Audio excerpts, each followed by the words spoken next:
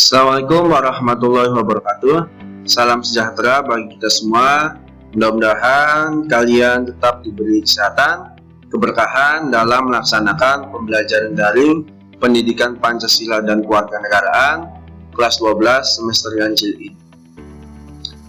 Alhamdulillah, walaupun kita belajar secara daring dan bertatap muka secara virtual ini, Bapak harap kalian dapat mengikuti pembelajaran ini dengan semaksimal mungkin. Nah, anak-anakku yang Bapak banggakan, mudah-mudahan kalian tetap fokus, tetap semangat, tetap rajin walaupun belajarnya secara daring ya. Nah, alhamdulillah nanti untuk pertemuan pertama di bab 1 ini nanti akan menjelaskan tentang materi pelanggaran hak dan pengingkaran kewajiban dalam perspektif Pancasila. Tapi materi yang akan dibahas berkaitan dengan makna hak dan kewajiban warga negara dalam Konstitusi Indonesia ya. Ini materi di poin pertama atau subbabnya ya. Nah, yang dibahas pertama nanti adalah pengertian hak kemudian pengertian kewajiban, hak warga negara dan kewajiban warga negara. Pengertian hak sebelum pengertian hak warga negara, kita atau kalian harus tahu terlebih dahulu apa sih pengertian hak. Nah, ini contoh gambarnya contoh gambarnya, hormati hak pejalan kaki. Nah, trotoar untuk pejalan kaki, bukan sepeda motor. Nah, ini pengertian hak segala sesuatu yang pantas dan mutlak didapatkan oleh individu.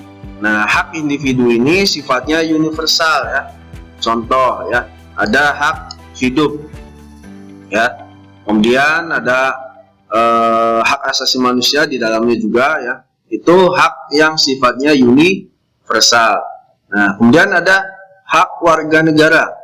Nah, segala sesuatu yang harus diperoleh WNI atau warga negara dari pemerintah. Jadi pemerintah itu memberikan hak memberikan hak kepada warga negara Nah, kemudian warga negara itu memperoleh haknya dari negara. Nah, itu makanya disebut hak warga negara. Nah, yang bukan warga negara tidak memperoleh hak tersebut. Nah, itu contohnya Kemudian hak lainnya Nah, ini contoh hak hak penghidupan yang layak.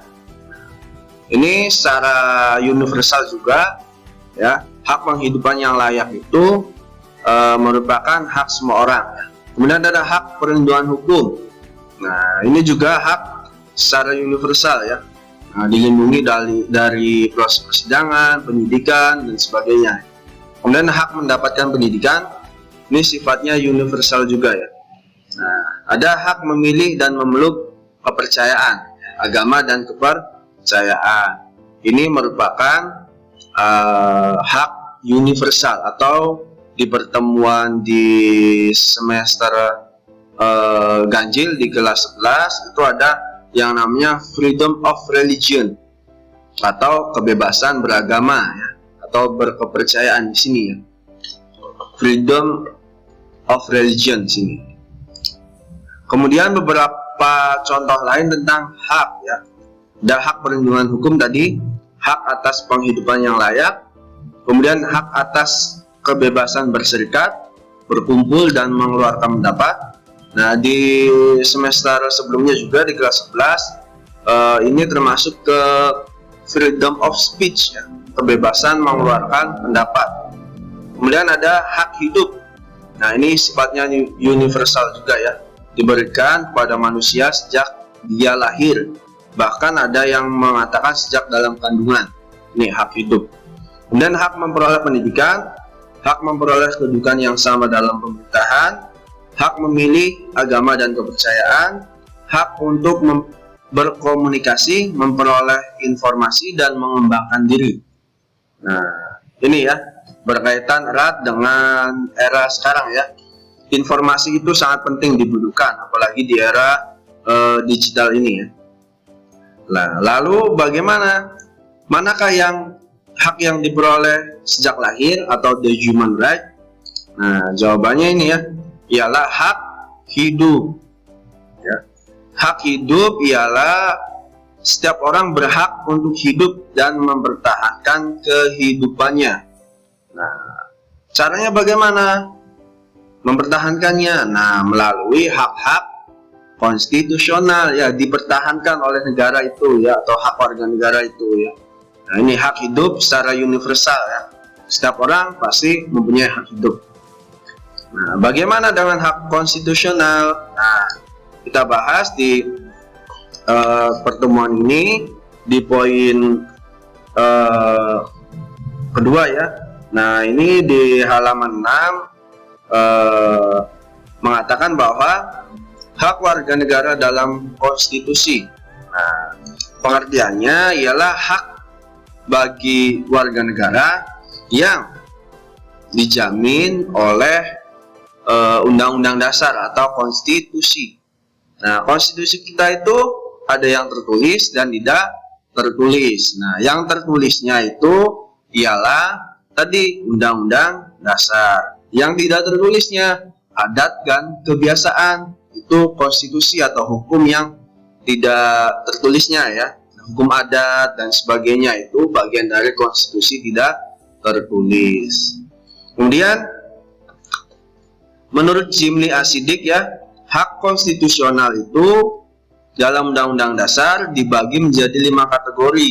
Nah, pertama, hak asasi manusia tertentu bagi warga negara Indonesia saja. Jadi hak asasi manusia tertentu ini ada secara universal juga, tapi hanya untuk warga negara Indonesia ya.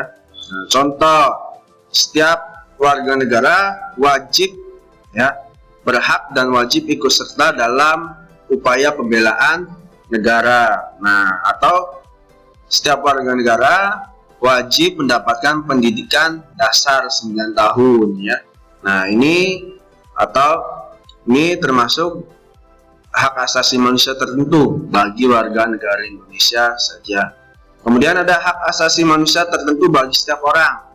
Nah, ini contohnya tadi ada hak hidup ya. Kemudian hak mengeluarkan pendapat. Ini hak asasi manusia tertentu bagi setiap orang. Kemudian ada hak warga negara untuk menduduki jabatan-jabatan melalui pemilihan. Nah, jabatan melalui pemilihan contohnya ada gubernur, ada bupati dan sebagainya ya. Presiden yang dipilih atau dilaksanakan secara umum ya, pemilihan umum ya, atau elected ya, atau general election, pemilihan umum. Kemudian ada hak warga negara untuk diangkat ya, untuk diangkat jabatan-jabatan tertentu. Contoh ini berkaitan dengan rekrutmen PNS, rekrutmen TNI, Polri dan sebagainya ya. Di sana di persyaratan umumnya ketika ada rekrutmen tersebut, setiap WNI ya, setiap WNI yang berusia 17 tahun memiliki bla bla bla bla bla ya. Nah, itu hak WNI ya, warga negara dalam menduduki jabatan tertentu. Dan ada hak warga negara untuk melakukan upaya dan perlindungan hukum. Ini tadi ya, ketika seorang kedapatan terjadi peristiwa hukum atau merasa minta dilindungi ketika proses persidangan, ketika proses penyidikan dan sebagainya, warga negara berhak ya melakukan tadi upaya perlindungan hukum. Bagi yang tidak mampu juga ada yang namanya lembaga bantuan hukum. Silahkan kita berkonsultasi dan meminta bantuan di sana. Kemudian hak-hak konstitusional lainnya yang diatur dalam Undang-Undang Dasar. Nah, pertama ada hak pekerjaan, atas pekerjaan dan penghidupan yang layak bagi kemanusiaan. Nah, pasal 27 ayat 2. Kemudian ada hak untuk ikut serta dalam upaya pembelaan negara di pasal 27 ayat 3 ya. Ada hak untuk hidup serta berhak mempertahankan kehidupannya di 28A ya. Kemudian hak untuk mengembangkan diri melalui pemenuhan dan kebutuhan dasarnya di pasal 28C ayat 1. Kemudian ada hak mendapatkan pendidikan, memperoleh manfaat dari ilmu pengetahuan, teknologi, seni, budaya demi meningkatkan kualitas hidupnya. Ini bagian dari tadi mengembangkan diri ya di 28C juga.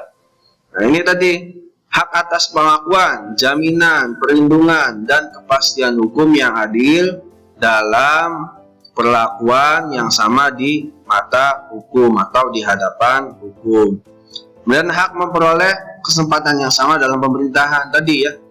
Hak warga negara dalam menduduki jabatan tertentu tadi ya, rekrutmen PNS, Polri, dan sebagainya. Kemudian ada hak memeluk agama dan beribadah menurut kepercayaan. Ini masih lanjut berkaitan dengan hak konstitusional ya.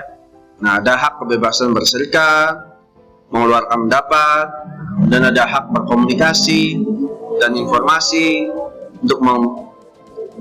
untuk mengembangkan pribadi dan lingkungan sosialnya di 28F ya. Dan ada hak memperoleh pelayanan kesehatan, ada hak mempunyai hak milik, hak bebas dari perlakuan yang bersifat diskriminatif di pasal 28I ya. Kemudian ada hak untuk memeluk kepercayaan masing-masing dan beribadah menurut agamanya dan kepercayaannya itu di pasal 29 ayat 2 ya. Ini juga sama dengan di 28E ya, ayat 1 ya. Nah, tentang keagamaan. Kemudian hak ikut serta dalam upaya pertahanan dan keamanan negara di pasal 30. Kemudian hak mendapatkan pendidikan di pasal 31 ayat 1. Nah, selanjutnya materi kewajiban warga negara. Nah, ini kan contoh hak tadi ya. Nah, hormati hak pejalan kaki. Ketika ada kata seperti ini, hormati pejalan kaki, nah pengendara motor juga punya kewajiban menghormati hak-hak orang lain ini ya. Nah, jangan seenaknya saja trotoar untuk jalanan motor gitu ya, padahal ini hanya untuk pejalan kaki. Secara aturan atau undang-undang, trotoar hanya untuk pedagang atau pejalan kaki ya, maaf ya, bukan pedagang. Trotoar itu hanya untuk pejalan kaki ya, bukan pedagang yang kakinya 5 atau menggunakan gerobak dan sebagainya. Nah, ini pengertian kewajiban ya. Nah, berasal dari kata dasar wajib, artinya harus atau sudah semestinya. Nah, menurut KPPI, kewajiban itu ialah sesuatu yang diwajibkan, sesuatu yang harus dilaksanakan, keharusan, dan sesuatu yang harus dilaksanakan, atau juga tugas dan hak tugas menurut hukum. Nah, kemudian pengertian lainnya juga, kewajiban adalah beban ya untuk memberikan suatu yang semestinya dibiarkan atau diberikan melalui pihak tertentu. Nah, tidak dapat oleh pihak lain atau pihak manapun pada prinsipnya dituntut secara paksa oleh yang berkepentingan. Jadi itu menurut Prof. Notonegoro ya, pendapat kedua.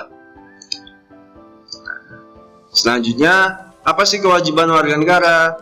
Nah, kewajiban warga negara itu karena kewajiban itu kan tadi ya, keharusan warga negara ya, warga negara Indonesia ya, yang secara sah diatur oleh undang-undang menjadi WNI. Jadi kewajiban warga negara ialah keharusan yang harus dilakukan atau dilaksanakan sebagai penduduk sebuah negara, dalam hal ini warga negara Indonesia.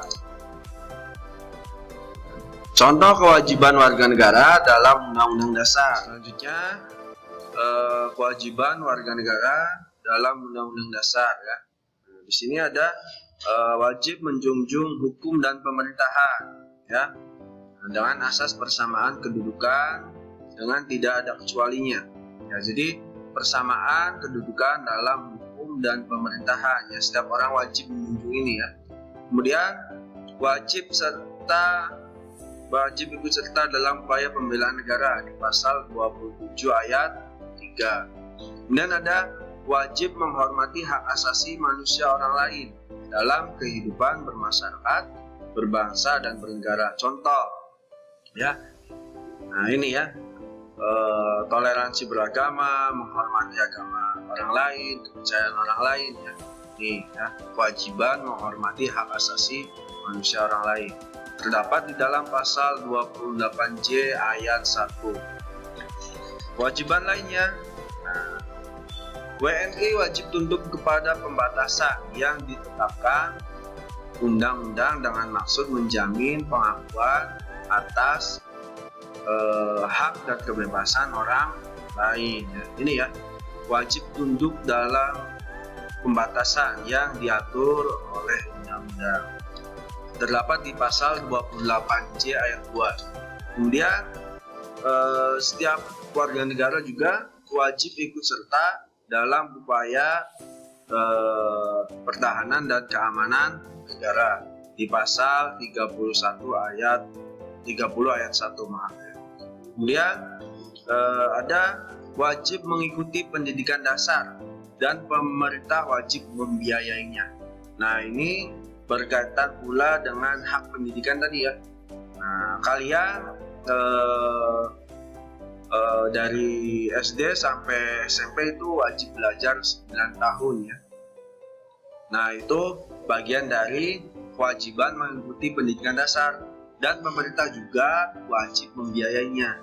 Makanya ketika di SD dan SMP itu gratis, ya.